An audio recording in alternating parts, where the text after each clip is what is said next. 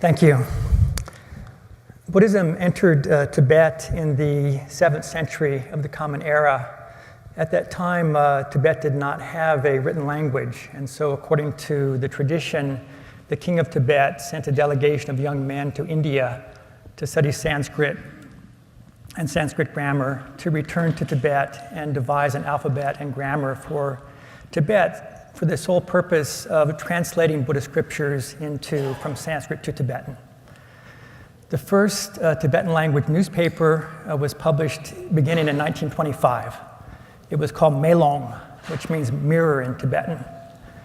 And if you look back at the June 28th, 1938 issue of Melong, and you turn to page 11, you see a hand-drawn globe, and under that, in bold letters, the headline, "The world is round." This was news in Tibet in 1938, when the current Dalai Lama was about to turn 3. According to Buddhism, the world is flat. The world consists of a vast ocean surrounded by a ring of iron mountains. In the center of that ocean is a great mountain called Mount Meru. It has 4 flat sides and a flat top. Each of the sides is made of a different precious substance. So one face is gold, one face is silver, one face is ruby, and one face is lapis lazuli.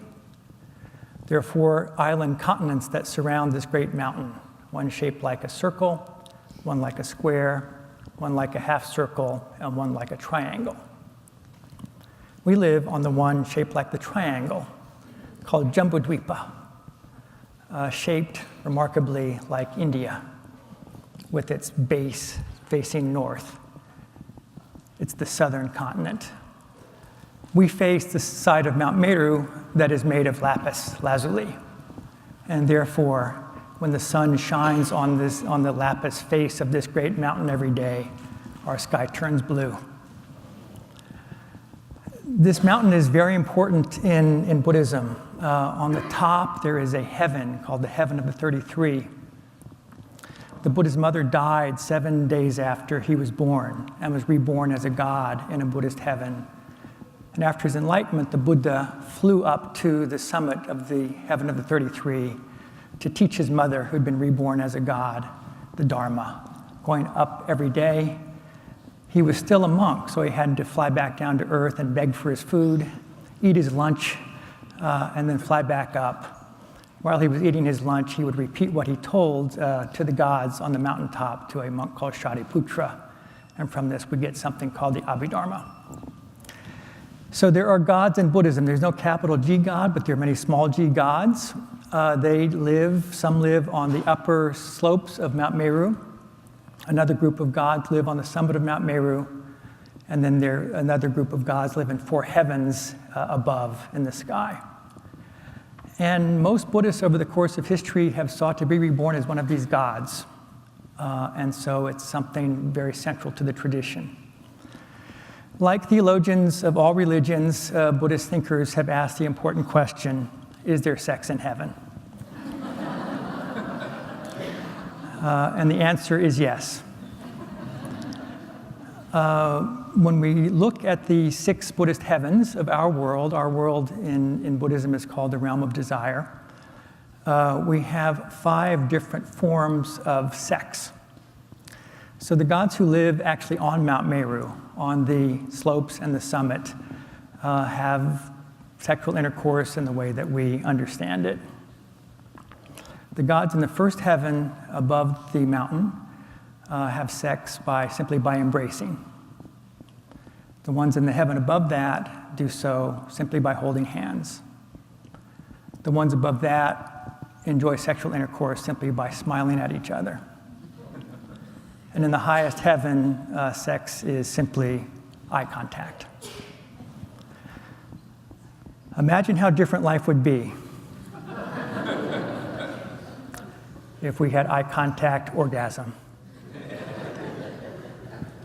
But when we think about this particular sequence and we reverse it, from eye contact to smiling, to holding hands, to embracing, to intercourse. We see enshrined in this ancient Buddhist system the mating rituals of the American adolescent.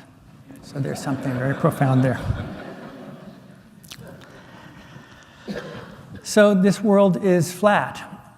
And a Tibetan scholar in 1938 wrote this article explaining that it's round. In 1873, in the island of Sri Lanka, a Methodist minister, missionary, and a Buddhist monk had a debate about which was true, Buddhism or Christianity. And in order to disprove Buddhism, the missionary brought out a globe and asked the monk to show him where on the globe Mount Meru is located.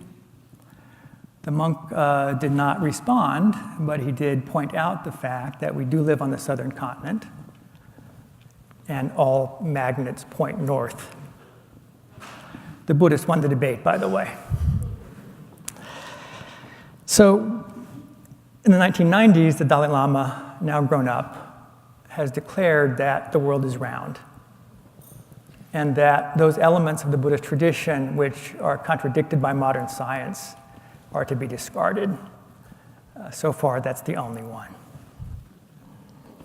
So when we think about belief in Buddhism, we need to think about how this category exists in Buddhist philosophy. And Buddhist thinkers tend to divide the things that we can know into three categories. The first is called the manifest. These are things that we can perceive with our senses, that we can see or hear directly. And interestingly, in that category of the manifest is Mount Meru, something that is to be seen. The second category is something that they call the hidden. The hidden are things that we cannot see with our eyes or hear with our ears, but that we can infer, that we can know through reasoning. And it's important to note that those things that we say are Buddhist beliefs, Buddhists believe in rebirth, Buddhists believe in reincarnation, Buddhists believe in impermanence, Buddhists believe in Nirvana. All of these things from the Buddhist perspective are not things that are known through belief. They are things that can be known through reasoning and inference.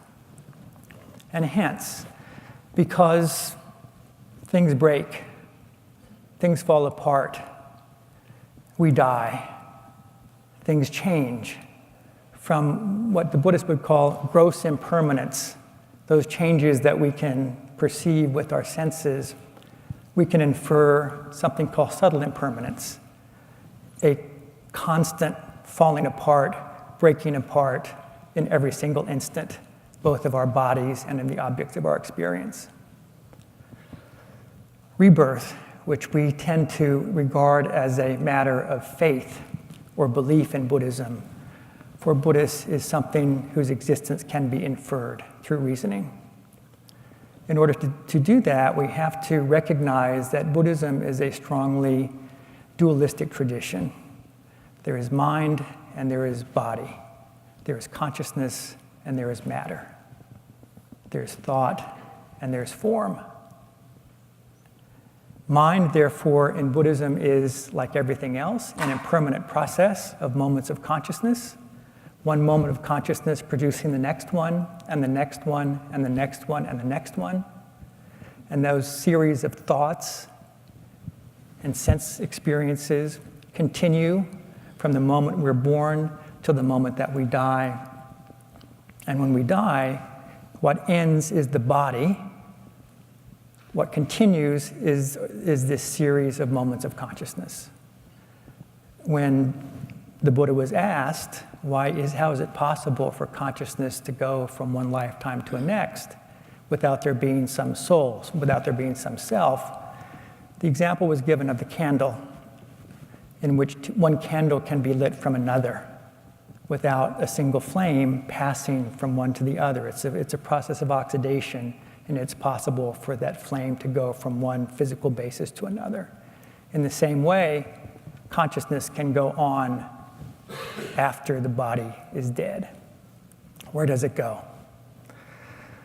Buddhists believe in karma, in the cause and effect of actions, that virtuous deeds lead to happiness, evil deeds lead to suffering. Those sufferings occur in mental and physical forms. The deeds that we perform in this life, in our past lives, has created this space that we're sitting in today. It's created the bodies that we have. It's brought us together in this place. All experiences that happen in the world, from war to a hangnail, is a result of our past deeds. All happiness is a result of our past deeds. And so when one dies, consciousness, as the Buddhists say, is blown by the winds of karma. Some Buddhist schools believe that one is reborn in the next instant. Others posit something called the antarabhava, the intermediate state. In Tibetan, it's bardo. Lincoln in the bardo. This is where it comes from. The bardo is a time that lasts from 1 second to 49 days, and it's during that time that consciousness is seeking the next place of rebirth. Not consciously, but being blown by one's past deeds. And it's something that we would see echoing in Freud many, many centuries later. If one is to be reborn as a human, consciousness approaches the copulating couple. And if one is to be reborn as a male, one feels desire for one's future mother and hatred for one's future father. If one is to be reborn as a female, one feels desire for the father and hatred for the mother. It's that moment of hatred that kills the bardo being in the intermediate state and causes its consciousness to enter into the drop, in Buddhist terminology, of blood and semen that takes place at conception. And so if we take that process backwards in time, go from death to the moment before death, to the moment before that, and we go back in time through the decades of one's life, and we go back to the time of one's childhood and to one's infancy, back to the moment of birth, back into the womb, where consciousness for the Buddhists also exists, back to the moment of conception, where consciousness enters the drop of semen and blood. Where did that consciousness come from? It cannot come from matter. It must come from mind. Therefore, it came from a moment prior to the moment of conception. Therefore, for the Buddhist, rebirth is proved. Buddhists would also say that enlightenment is not something to be believed in, but it's something to be proven. And their argument runs something like this. The mind, as we know from our own experience, is transformable through study, through meditation. We can change the way we think. We can remember how little we knew as a child, how much we know today. And we can see how learning and a refinement takes place. The sex in heaven thing, as humorous as it may seem to us, holds an important Buddhist truth. Buddhists believe that the process of the path is one of refinement, that the kind of mind that we have is a mind that is coarse, is untamed, is distracted. It's not strong enough to understand the nature of reality. One must engage in specific practices to build the mind up to a certain level of power to be able to see the truth. And when one raises the mind to that level, one looks back at the old mind and you see it as something coarse, as something crude. When I was a child, I spake as a child. Now I've given up childish things. And as you move through each of the stages of meditation, the earlier state seems banal, mundane. The higher state seems refined. There's a kind of aesthetics of enlightenment, a kind of sensibility that grows as one moves up and up and up on the path.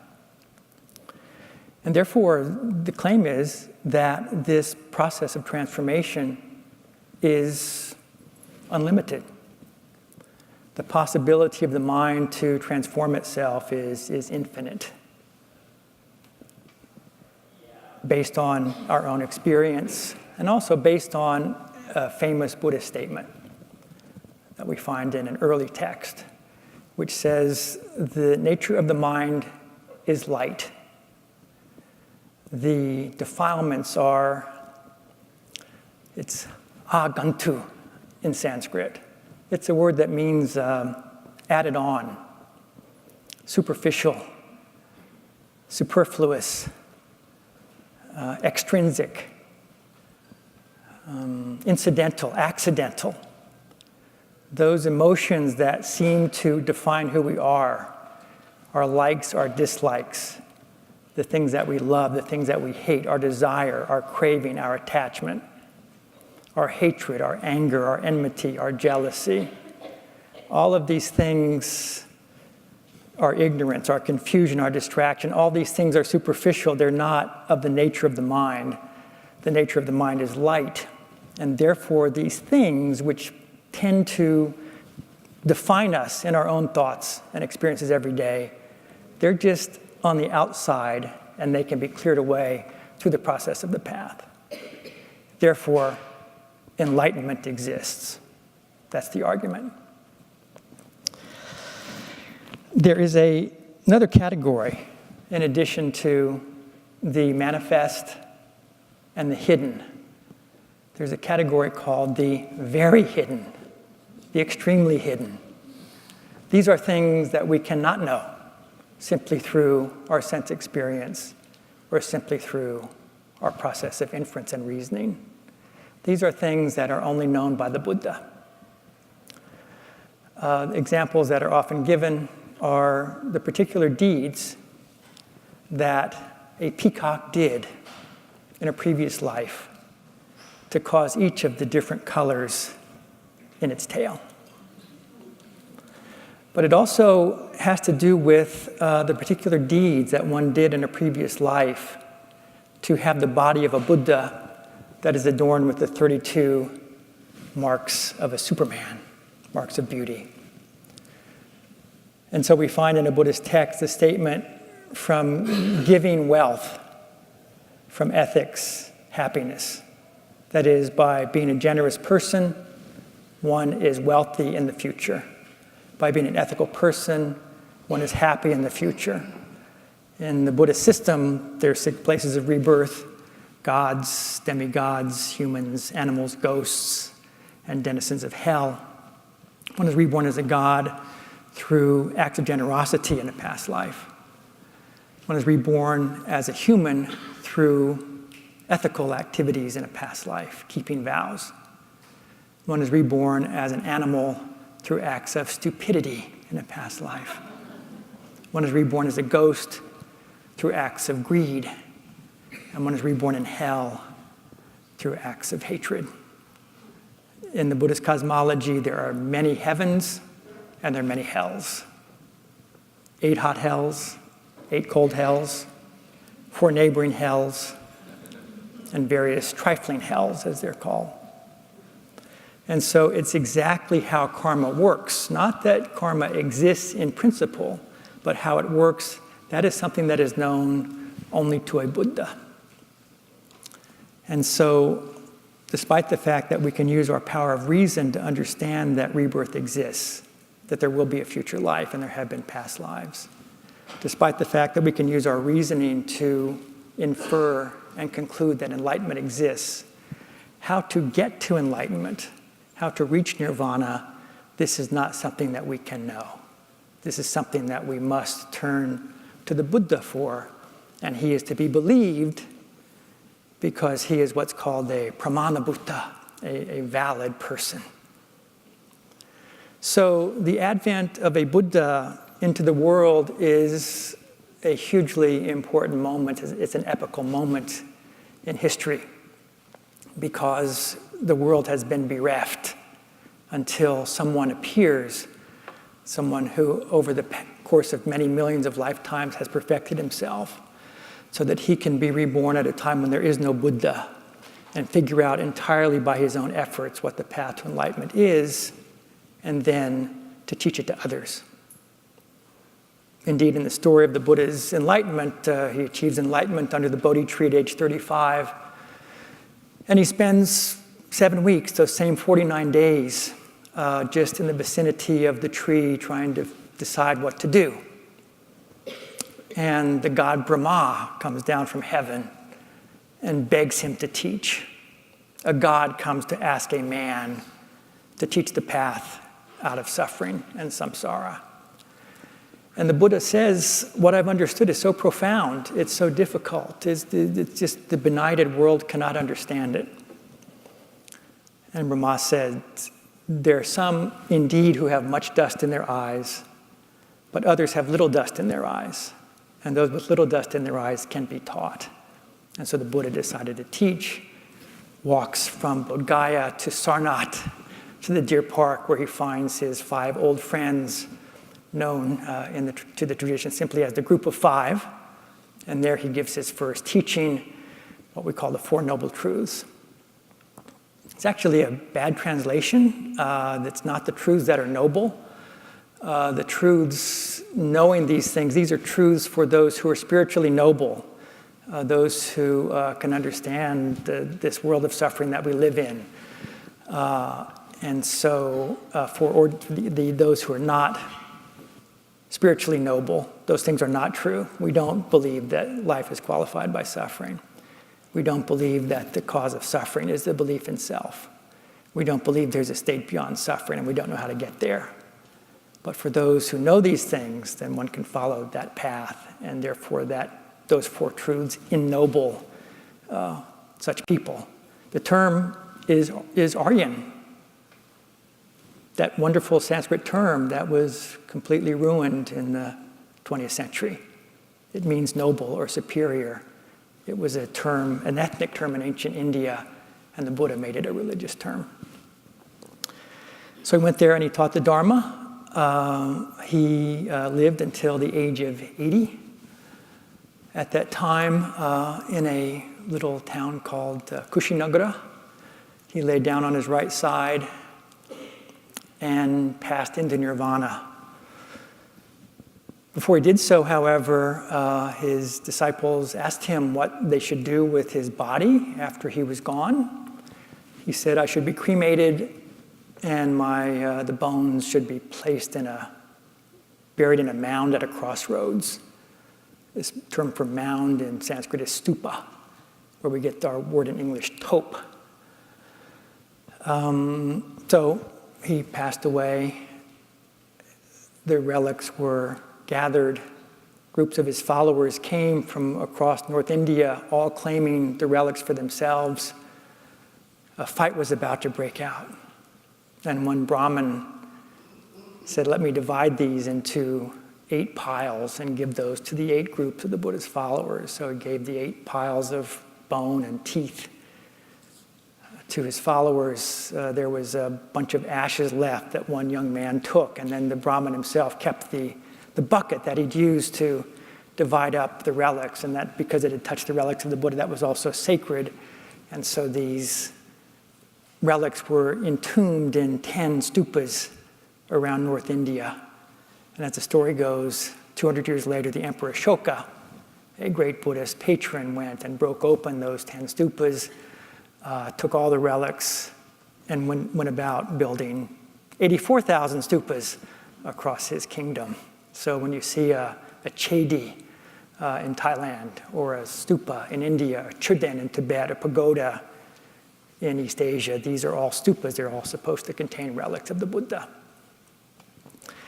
But before he died, the Buddha said, after I die, you should go on pilgrimage to 4 places. The place I was born, in Lumbini Garden, the place where I was enlightened at Bodh Gaya, the place I gave my first sermon at Sarnath, and here where I'm about to pass away. And those who go on pilgrimage to these places, if they happen to die along the way, they'll be reborn in heaven. So the death of the Buddha is a momentous moment in Buddhist history. And the belief is that from the time the Buddha dies, the farther we get away from the Buddha, the more difficult it is to achieve enlightenment. And various prophecies are made about how long his teaching will last. Some saying hundreds of years, some saying 5,000 years. But eventually, his teachings will disappear completely. Another Buddha will not come to the world until the teachings of our Buddha, Shakyamuni Buddha, have disappeared utterly. No more books about Buddhism. No more lectures on a Saturday afternoon about Buddhism. No more professors of Buddhist studies. Completely gone. The word Buddha will not be known. And at that time, these relics that have been dispersed across the globe will break out of the stupas in which they've been enshrined for centuries, and they'll reassemble in the form of a skeleton under the Bodhi tree in India to be worshipped by the gods one last time, and then that will burst into flame. And it's only then, in the far distant future, that the next Buddha will come. But we know who he is, we know his name, we know where he lives. His name is Maitreya, and at this moment he's living in the highest of those 6 heavens, the one with the eye contact orgasm, waiting for the time to appear in our world. And when Maitreya is portrayed iconographically, he does not sit in the lotus posture, unlike all other Buddhas. He sits in a chair, like this.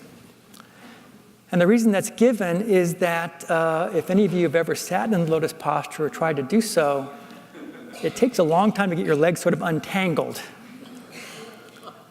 And sometimes your legs are numb. It takes a while to sort of get up. But because Maitreya is ready to come, he sits like this and he can just stand up and enter the womb of his mother.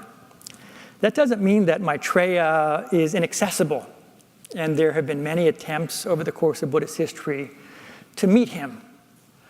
And one of the most famous occurred in the 4th century when one of the greatest figures in Buddhist philosophy, a monk named Asanga, attempted to meet with Maitreya. He was the greatest philosopher of the day, and therefore there was no one who could answer his questions.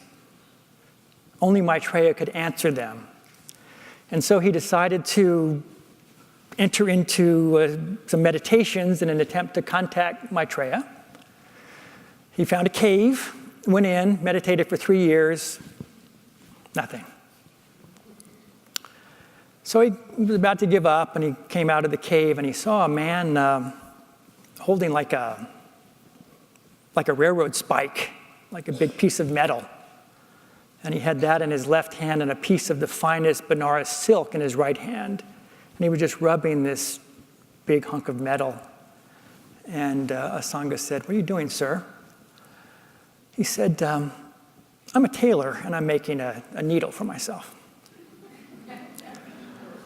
And Asanga said, "That's impossible." He said, "No, I've actually already made 3. He had a little box of 3 needles he had made. And so Asanga thought, I should probably give it another try. So I went back in the cave, meditated for 3 more years. And at the end, nothing came out.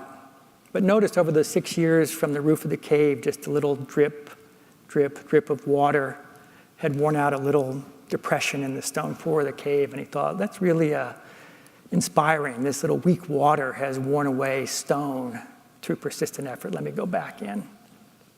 Goes back. Nothing. Comes out again and notices that the bats who fly in and out of the cave every night and back in the morning with their little kind of skinny little bat wings have sort of smoothed out the surface of the roof of the cave a bit. And that sent him back in. So now it's 12 years. 0.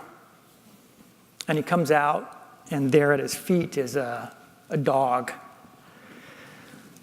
And she has a wound in her thigh in the back, and the wound is infested with maggots. And he decides he has to try to save this dog's life. But as a Buddhist, we know that animals and maggots are sentient beings. They all are deserving of happiness and to avoid suffering. And so he knows if he removes the maggots from this dog's wound, they will die, and he can't allow that to happen. So he traded in his begging bowl for a knife and cut off a piece of little square of flesh from his right leg and put that down on the floor of the cave to give to the maggots. But then how do you move maggots from a wound to a piece of your own flesh? They're very fragile. He'll kill them if he touches them. He wanted to try to use a stick. That wouldn't work. And so he thought, well, the only possible way to do this safely is to use my tongue. But he was disgusted by that, as we would all be, and so he put his hands over his eyes and stuck out his tongue and bent down to transfer maggot number 1, and his tongue just touched the cold stone of the cave floor. And he opened his eyes, and Maitreya was standing there. Of course, his first question was, hey, 12 years, where have you been? And Maitreya said, I've been here the whole time. I've been here all 12 years. And Asanga said, that's impossible because I didn't see you the whole time. And as the future Buddha, Maitreya has very nice robes. And he said to Asanga, take a look at the front of my robe here. And it was covered with dried saliva and crumbs and pieces of food. He said, I've been so close to you for the past 12 years that when you eat your meal every day from your begging bowl, you've gotten your crumbs all over my nice robe here. So 12 years of meditation was not sufficient for you to be able to see me. Your karma was not pure. Your mind had obstacles that were preventing you from seeing me, although I was here. It was that one moment of compassion for the dog that cleared away those obstacles from your eyes, and you now see me. So Asanga wasn't so sure about this, so he said, well, let's go into town. And in one of the odd moments in Buddhist history, Asanga puts Maitreya up on his shoulder, carries him into town. Nobody sees anything. He sees a monk walking around with his arms like this. One old woman saw Asanga carrying a dog on his shoulder. So they said, let's go. And Maitreya said, grab onto my robe. And he flew him up to the 6th heaven there and gave him 5 books called the 5 Works of Maitreya that you can find in any university library today. So we're left then with this idea that the scriptures of the Buddha are what Buddhists need to believe in, and those scriptures are important.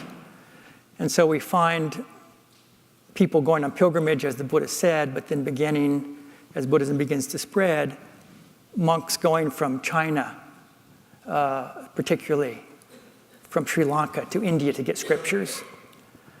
And so this latest book of mine that was mentioned is about an 18-year-old Korean monk who in 720 went to China, got on a Persian ship, sailed along the coast of Vietnam, then down to Sumatra, where he stopped, on to India, to Bengal, got off the ship, went to the 4 places that the Buddha said to go to, where he was born, enlightened, gave his first sermon and died. He went to the place where the Buddha descended from heaven after he taught his mother Samkasha, where it said that the ladder, the stairway that the Buddha came down on was still to be seen.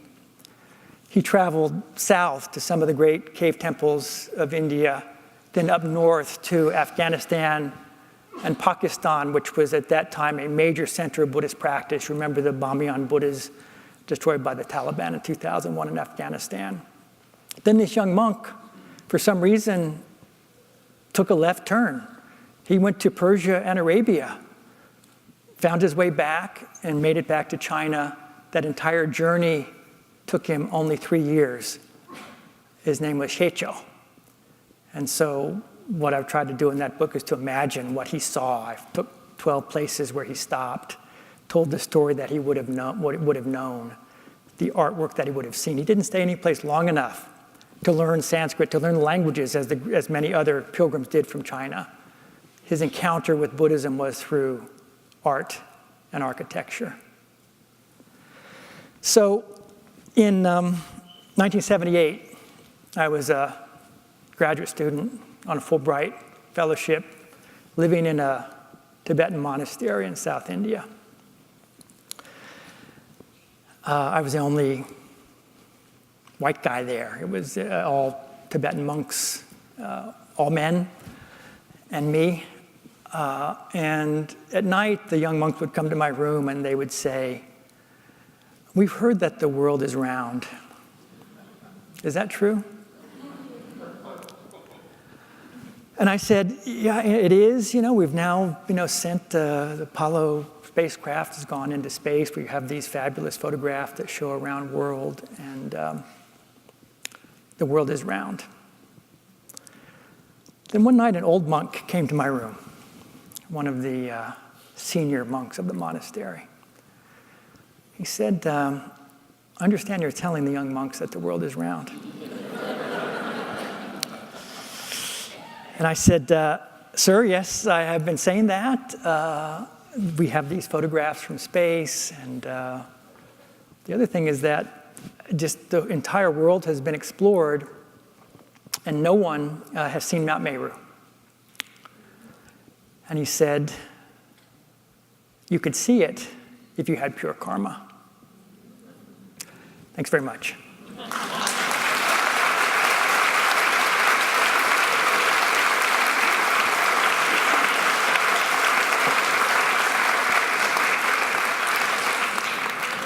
A chair has been placed here for me to respond to any questions that you might have. So I think the lights are going up and people are there with microphones. Sure, we'll start right down. Okay, yeah. So how does Buddhism explain what's happening in Myanmar? Buddhism does not have a good explanation of what's happening in Myanmar. The Myanmar situation has to do with ethnic tensions between the Burmese and the Rohingya people. As you may know, the British fought 3 wars with Burma, called the First, Second, and Third Anglo-Burmese Wars. And in the third one, they completely conquered the country, deposed the king, deposed the head of the Buddhist order, the head monk.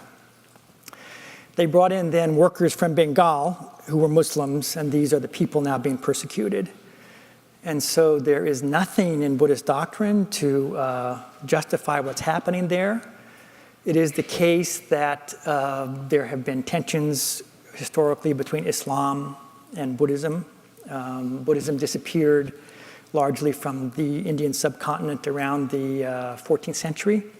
And one of the several factors that led to its demise were Muslim troops coming in through Afghanistan and moving to the east. So there's some historical memory there, but in my own opinion, it's just largely racism. And the fact that Buddhist monks are condoning this is very unfortunate. Yeah.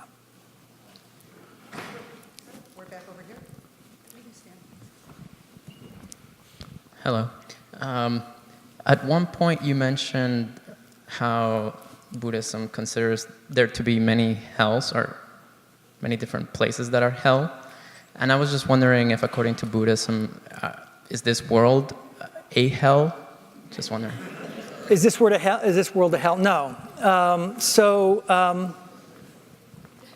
This world is, you mean the human realm, you were talking about, right? The human realm is the best place to be. Because gods in Buddhism are, they're blissed out. They're just, they have pleasures beyond those that we can imagine. They're too happy to think about anything like liberation from suffering because they have almost no suffering.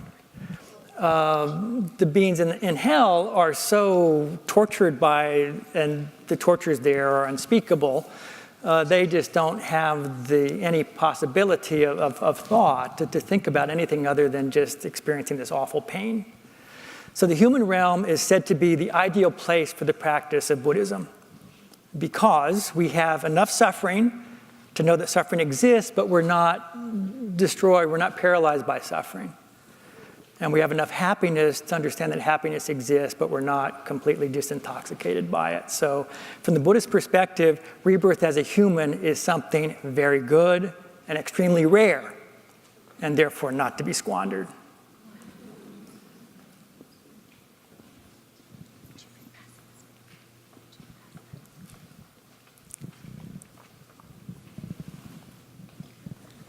Do Buddhists agree on the concept of nirvana? Nirvana? Yes. Nirvana is, the word in Sanskrit means like to blowing out, like a candle going out.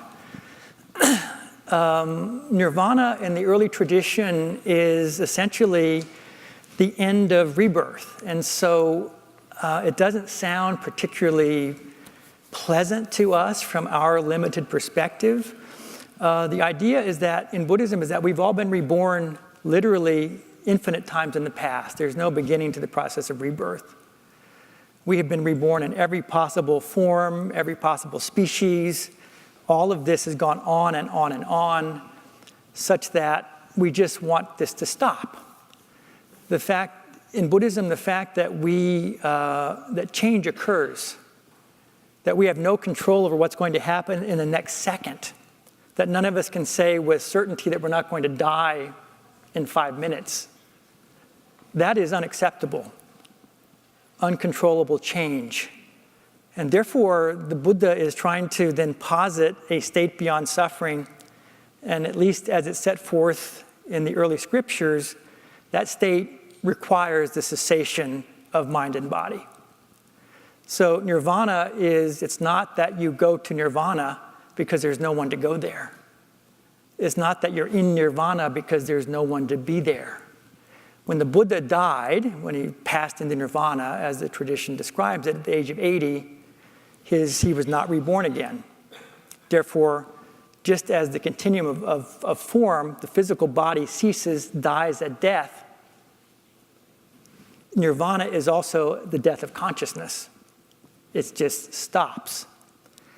Because it is beyond thought, because there is no consciousness there, it's literally inconceivable to us. We can't imagine it, what that would be like. Just as Freud says, it's impossible to imagine what it means to be dead.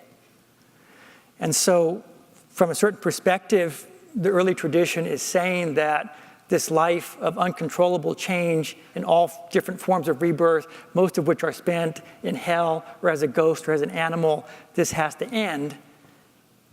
And so Buddhism, in a certain sense, in the early tradition, is just sort of just saying, please let me die. Let this stop.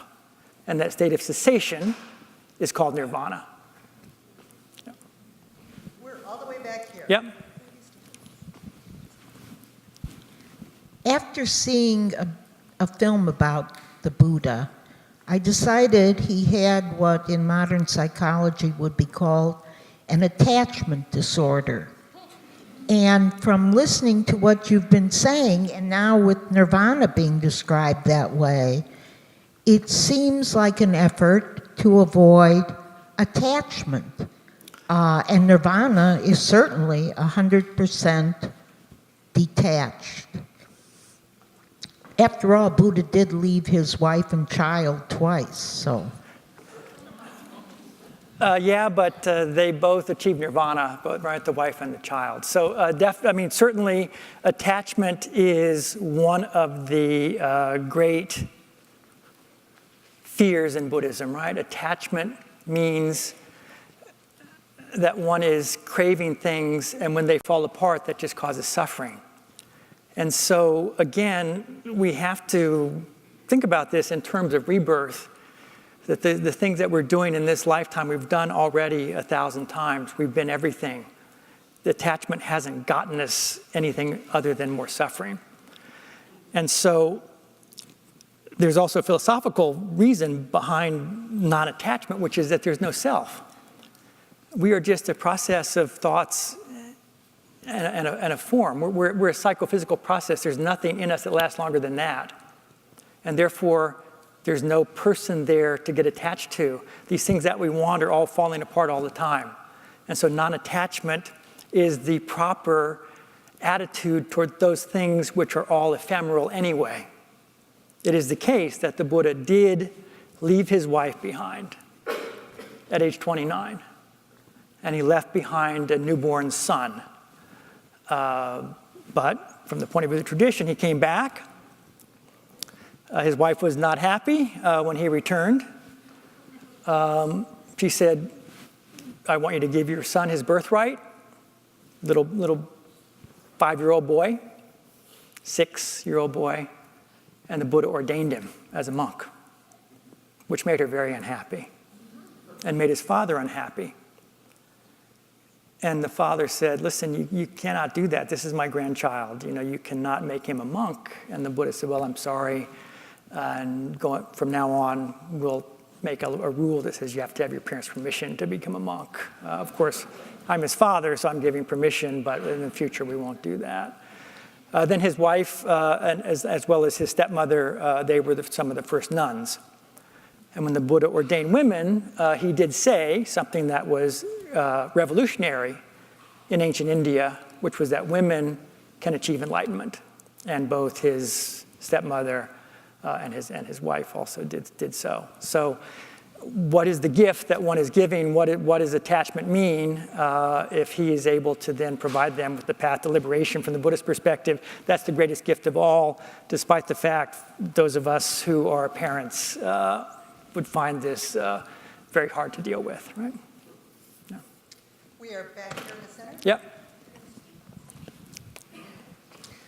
Well, right now we're in 2017. Is this on? Yeah, Okay. yeah. We're in 2017, and the Dalai Lama is the center of the Buddhist religion, and the Chinese are doing everything they can to get rid of him and name their own person, which hasn't quite worked so far. What do you see happening to Buddhism when the Dalai Lama is gone? Well, so the Dalai Lama is not the head of Buddhism. So this is very important to know. The Dalai Lama is definitely the world's most famous Buddhist. That's not disputable. But the Dalai Lama is obviously a follower of only one of the many forms of Buddhism, Tibetan Buddhism. And in Tibetan Buddhism, there are 4 schools of Buddhism, and he is a member of one of those 4.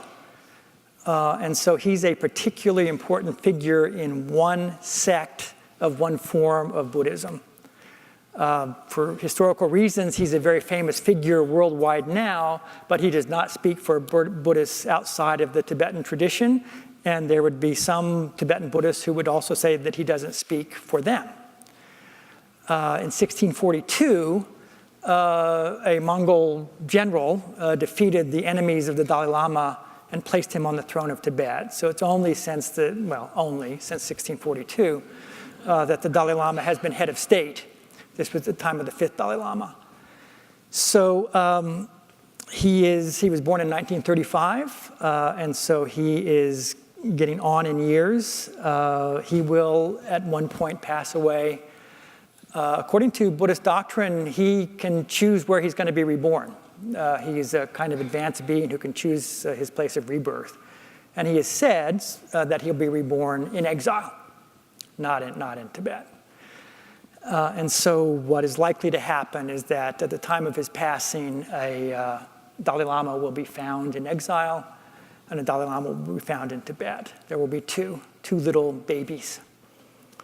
And then we'll see what happens. I mean, this form of succession that the Tibetans came up with, in which the leader dies and then is found as a child and then takes over when he becomes 20, is a very inefficient form of political succession. And that will be tested in the future. Yeah.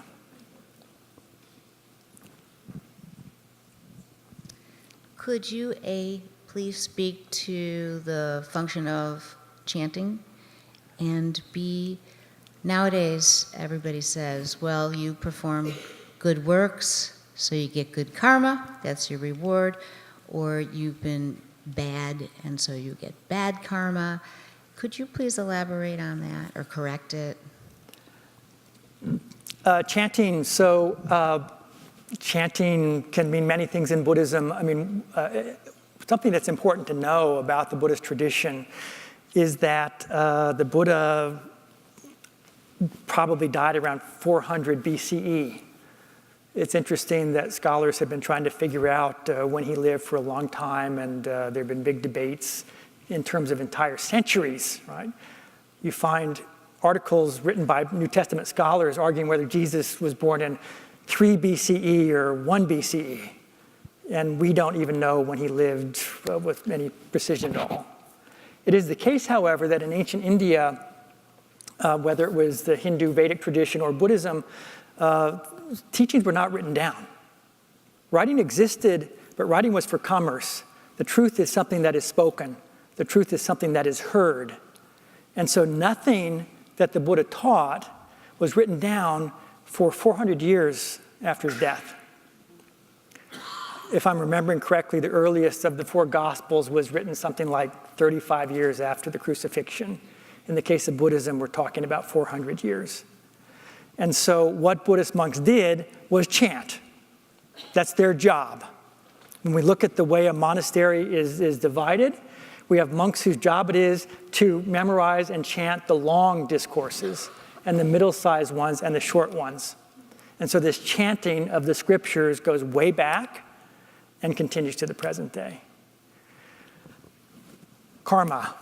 It's a whole nother lecture, but in brief, the Buddhists want to say that the universe is naturally ethical, that good deeds bring about happiness in the future and bad deeds bring about suffering without a need for a God to reward the good and to punish the bad. Of course, what does good and bad mean is, of course, the obvious next question, and the Buddhists have a very lengthy answer to that. But they would say that in general, there are 10 bad things. One is killing. The second is stealing. The third is sexual misconduct. The next is lying. The next is speaking divisively. Next is speaking harshly. Next is speaking senselessly. And then being covetous, wishing harm for others, and wrong view, those 10 things. And when we look at that list, which again is quite fascinating, we see that the first 3, killing, stealing, sexual misconduct, are done with the body.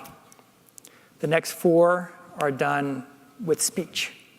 And the last 3 are done with the mind, right? Coveting, wishing harm, and wrong view, such that thoughts create karma. Not just what you do or what you say, but what you think. And these deeds, karma just means action. These deeds have accumulated over all of time, such that everything that we experience, good or bad, is a result of these past deeds. So enlightenment then, when the Buddha sat down under the tree that night, not only did he understand something that made it impossible for him to create any more karma, but most importantly, that vision of reality incinerated all of the karma he'd accumulated over infinite number of past lives. So that when his lifespan, which had already begun, ran out at the age of 80, there was no karma to impel him to the next rebirth, and therefore he entered Nirvana. You mentioned the 4 places of pilgrimage, yeah. and you mentioned the 4 sects. Thinking about places that are important to Buddhists, where might they be, such as in the Buddhist caves in India or on the Silk Road, or where are some of the places that this activity happens today? Oh, there are hundreds and thousands of such places. So, I mean, it's important, we've put, because of particular events of the 20th century, we tend to believe that the primary practice of Buddhism is meditation. That's false. Over the course of human history, the vast majority of Buddhists have not meditated for 1 minute. What they do is to make offerings, and what they do is go on pilgrimage. So if you live in North India it's easy to go to the place where the Buddha was enlightened, the most sacred place in the Buddhist world. But each Buddhist country has its own places of pilgrimage, its own sacred places, and going there and making offerings, this is a way of accumulating good karma. And so every Buddhist country has its own very famous place, which people still go to the present day.